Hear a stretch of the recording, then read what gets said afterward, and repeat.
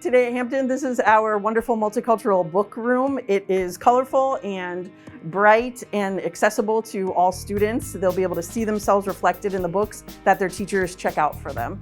The purpose of the multicultural book room at Hampton is to give teachers a place to come for books that reflect students in their classroom to use for book clubs or independent reading.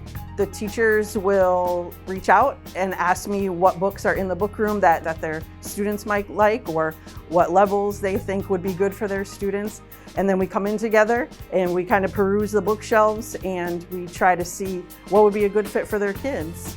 I think it's super important to have a multicultural book room at every school, including Hampton, because the kids need to see themselves reflected in the books that they're reading.